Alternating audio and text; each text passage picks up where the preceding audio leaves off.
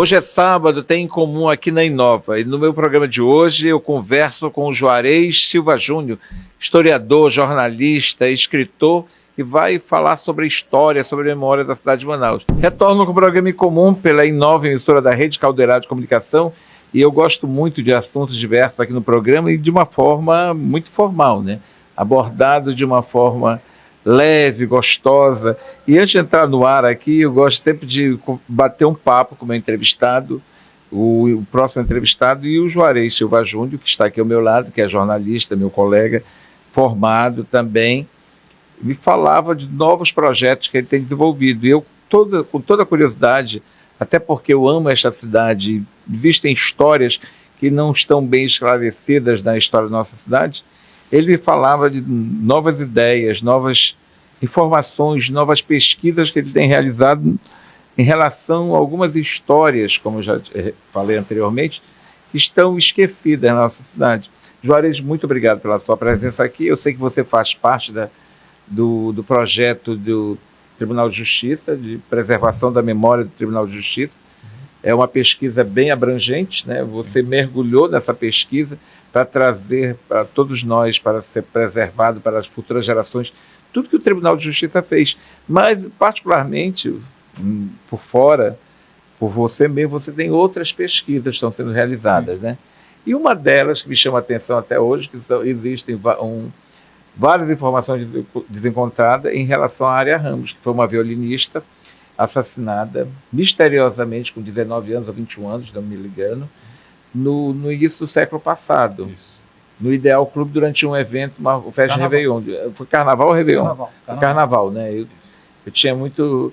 De vez em quando eu esqueço. Eu acho que a velhice mesmo já está me pegando. Obrigado, Juarez, por estar aqui conosco. A satisfação é toda minha, Júlio. Né? Acho que a última entrevista contigo já tem um bom tempo, né? Mais de década. Muito. Bastante tempo. Né? E é sempre uma satisfação, né? A gente já está sempre acompanhando, somos colegas, né? Tribunal de Justiça. Tribunal de Justiça e tal. Então é sempre uma satisfação. Precisou, a gente está aqui.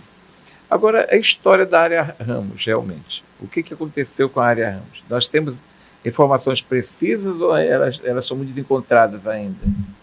Uhum. Bom, Júlio, antes de responder especificamente essa pergunta, eu gostaria de falar sobre a diferença de história para memória. Porque é importante. Há uma diferença muito grande. Há uma diferença. E faz toda diferença você saber o que é uma coisa e o que é outra. Porque o que ocorre? Muita gente confunde história com memória. Tem a ver, se interligam elas bastante, estão interligadas, mas não é a mesma coisa. Então, o que ocorre? A história é quando você tem um registro de um fato, né, que foi registrado oficialmente ou extraoficialmente, mas tem um registro palpável. Né? Tem documentos, tem credibilidade. A memória é uma coisa diferente. A memória é um registro que não necessariamente foi escrito, não necessariamente tem um documento documentado, e mais, a memória ela é uma construção, pode ser individual e pode ser coletiva.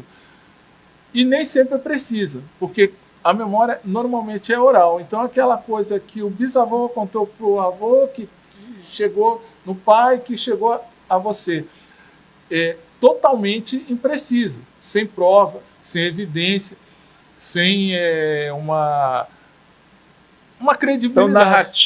São narrativas que não têm fundamento técnico, não tem fundamento realmente de registro de documentos, né? Não tem aquela história, quem conta um conto aumenta um ponto. Aumenta um ponto. Né? A memória é isso. E tem uma outra dificuldade com a memória, que a memória ela gera afetividades, ela vem de afetividades. É muito difícil você desconstruir uma coisa que tem afetividade, porque se eu vou te contradizer numa coisa que você viu num livro de história, numa aula de história, né? Enfim, né?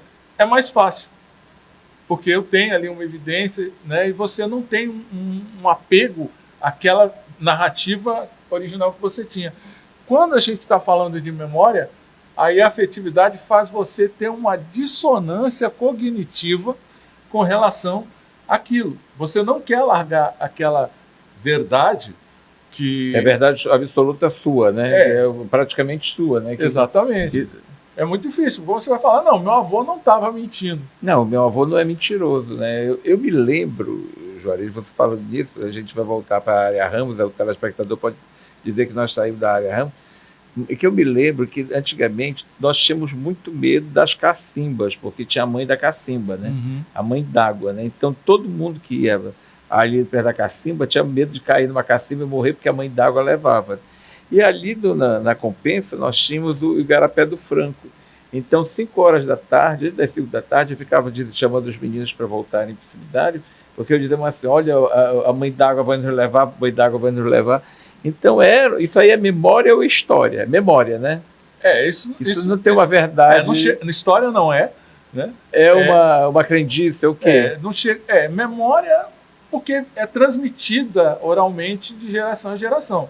Não foi essa geração, de repente, que inventou isso, é uma coisa que já vem. Já vem. Então, de certa forma, tem a ver com memória coletiva, mas não é o que a gente costuma chamar de memória, né? Memória, geralmente, é uma distorção de um fato histórico ou uma versão, uma narrativa de um fato histórico que foi deturpada, né, ao longo do tempo. Então, por exemplo, o caso Área Ramos, voltando, o caso Área Ramos, aconteceu em 1915, né? O caso Área Ramos ele é muito sintomático, ele guarda muitas características de análise, porque o baile de carnaval de 1915, onde a Área faleceu, né, ele marca um período muito caro aqui para a história do Amazonas, para Manaus principalmente, que é o fim, a gente considera o fim da Belle Époque. Da Belle Époque, o início do ciclo da borracha, né? Não, é o fim do ciclo da borracha. É o fim do ciclo da borracha e da Belle Époque. Então, o caso Área Ramos, ele adquiriu também uma dinâmica, né? Um coeficiente de movimento, né? Uma cinética específica, muito por conta disso, por uma coisa de saudade dos bons tempos, do tempo do Fausto, né? Uma coisa interessante também no caso Área Ramos, você sabe que ele aconteceu ali no Ideal Club. O Ideal Club, ele era um espaço da elite. Da burguesia. Da burguesia. E aí o que ocorre? Todo mundo tinha algum parente que participou daquilo, ou queria ter, que participou daquilo. Nem que fosse o pipoqueiro que estava na frente do clube. Que era difícil, né? Eu acho que a elite não permitiria que o pipoqueiro ficasse na frente do clube. Mas então, a gente vai evoluindo. Então todo mundo sempre tinha... Não, porque a minha tia-avó que estava lá, porque a minha avó... Era, né, cozinheira, estava servindo. Porque isso dava um upgrade social. Você ter uma proximidade... Um acesso ao Ideal Clube, um parente, proximidade um negócio do Ideal Clube. Que era próximo ao Ideal Clube, te dava um upgrade social. E muita gente, por isso, ia acrescentando detalhes. Vou te contar um detalhe que ninguém sabe, porque só a minha avó, que era muito íntima... A minha tia-avó... exatamente. Então, tem essa característica que ampliou muito. Foi um crime passional ou não? Não foi um crime. Não foi um crime, foi uma fatalidade. Foi uma fatalidade.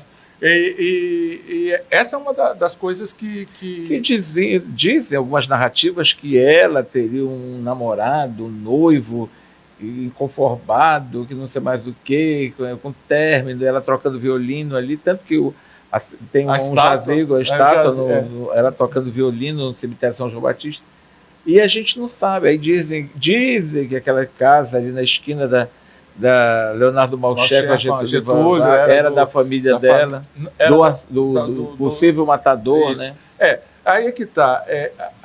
O grande sucesso do que hoje a gente chama de fake news, né, e desinformação é o ponto de verdade. Então, essas narrativas todas têm um ponto de verdade, têm um ponto fundador, que é distorcido. Então, o que ocorre? Não foi um crime. Porque foi uma fatalidade. Né? Tanto que... foi acidental o tiro. A gente achou um inquérito do caso Área Ramos lá no arquivo judicial. né? Ficou um tempão. Em 2014 teve um grande projeto de catalogação de coisas do século XIX e início do XX, e foi localizado o inquérito policial, porque não teve processo. Né? O que acontece? Teve apenas o inquérito, a investigação policial, a denúncia do Ministério Público, isso, a denúncia do Ministério Público e a decisão do juiz de não acatar, não aceitar a denúncia. Então, na realidade, não houve nenhum julgamento. E a família ficou... Não aceitou isso com parcimônia? Aceitou, porque quem teve acesso aos autos do inquérito, né?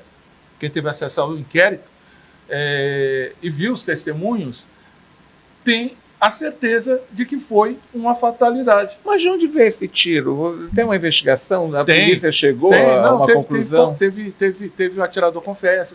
O que aconteceu? Entrou pela janela do Ideal? Não. Um rapaz... agora, depois da Covid, a gente esquece, a minha memória anda terrível, mas era um rapaz que foi fantasiado de caçador para o baile de carnaval. Ele levou 2 armas e disparou acidentalmente. Ele levou 2 armas que ele supunha estarem descarregadas, mas tinha uma munição em uma delas. Essas armas, você vê... Tipo uma roleta russa. Você vê que essa arma ela andou com criança. Você vê no inquérito, no levantamento, né, nas oitivas lá que foram feitas com as testemunhas, enfim. Criança andou com arma ali, criança, né, 3, 4 anos, andou com arma. Né? E aí o que acontece? Um rapaz, o que fez o disparo, né, ele tinha esquecido uma luva, né? Ele esqueceu uma luva e voltou para pegar essa luva. E aí o que acontece? Disseram, olha, a luva está com fulano ali, com um amigo, né? Aí foi lá, chegou, amigo, eu esqueci a minha luva, tá aí, tá dentro da minha bolsa. Ele pegou a bolsa do amigo, abriu, o rapaz tinha 16 anos incompletos. 16 anos. Né? Abriu e deu de cara com um revólver. Um revólver.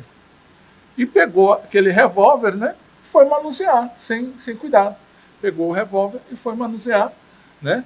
Abriu, não viu, fechou, rodou, o tambor, virou para a parede oposta onde estava a área. E ela ricocheteou. Então. Puxou, ricocheteou e foi parar na femoral, na virilha. Então, não foi uma coisa pensada, foi uma grande fatalidade, não havia essa coisa de disputa. Foi um crime culposo, não foi doloso, né?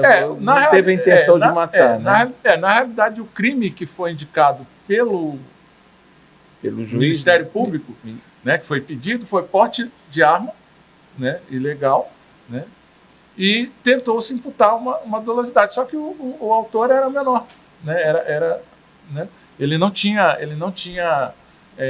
intenção e também não tinha condição de ter uma imputabilidade.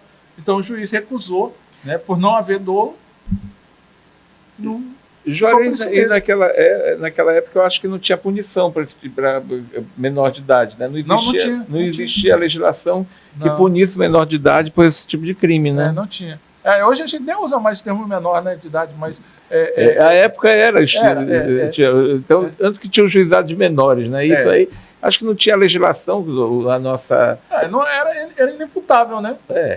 O nosso Código Penal, eu acho que é de 1940, né? 1940, né? Isso. E naquela época, em 1915, né? Não tinha qualquer tipo de... Pois é, e aí a gente fez um artigo com tudo isso, né?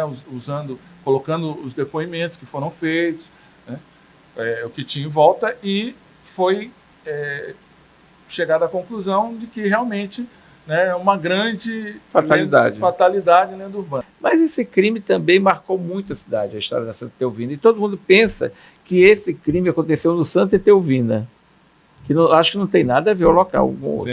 Tem a ver? A ideia, sim. Teoricamente, sim. O que aconteceu no bairro Santa Etelvina, mas já existe Santa Etelvina? Não. Onde hoje é Santa Etelvina. O que a gente tinha ali era uma colônia Campos Sales. Era uma colônia agrícola. Sim, era uma colônia agrícola. Era uma colônia agrícola. Foi um crime sexual? Olha, Ju, essa aí que é a questão. Esse aí é o meu último artigo, né?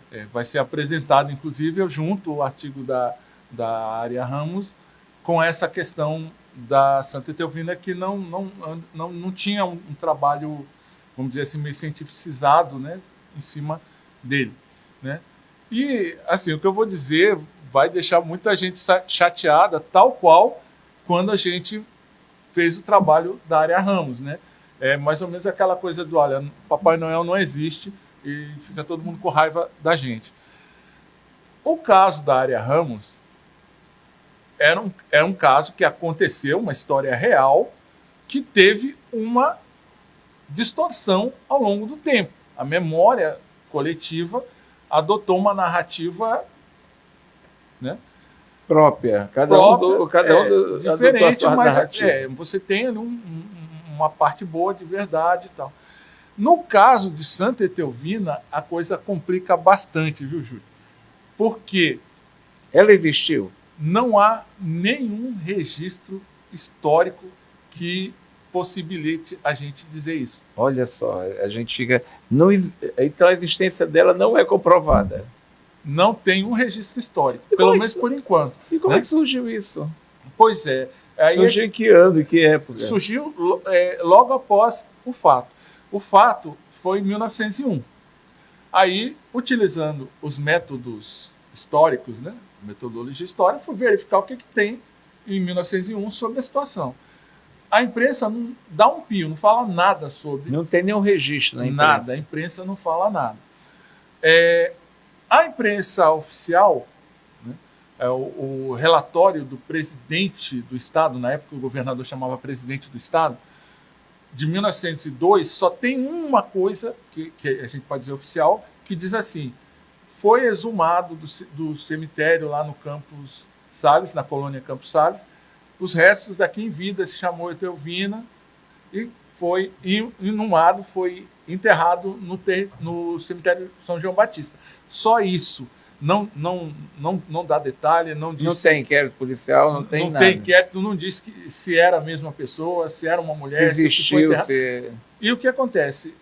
No dia anterior tem uma notícia. A gente foi procurar e encontrou uma notícia no dia anterior que fala sobre uma briga, uma coisa que teve realmente na colônia. Deslocaram policiais para lá, mas não fala de mulher, não fala de sequestro, não fala de morte.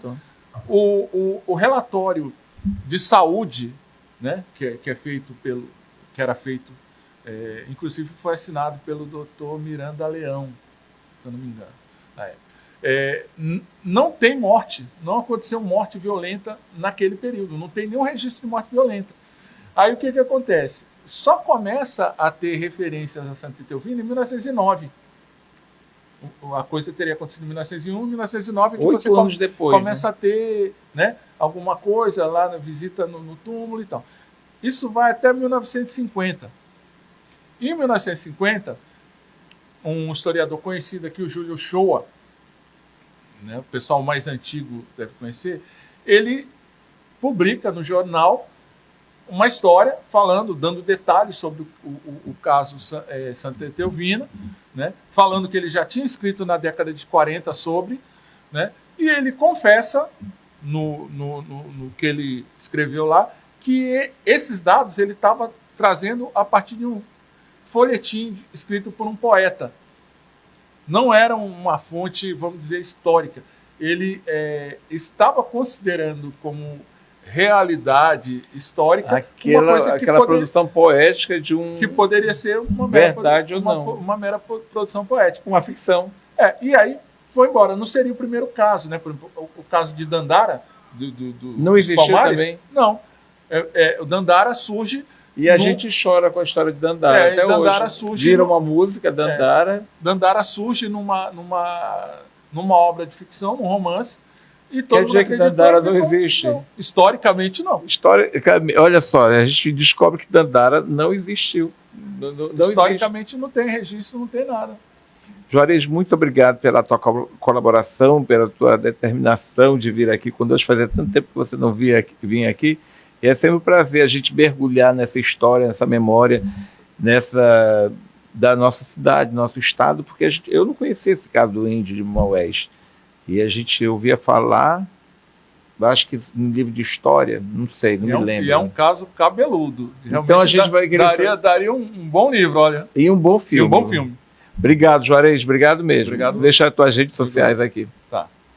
Semana que vem eu volto e tem mais em comum, aqui na Inova, emissora da Rede Caldeirada de Comunicação. Até a semana que vem.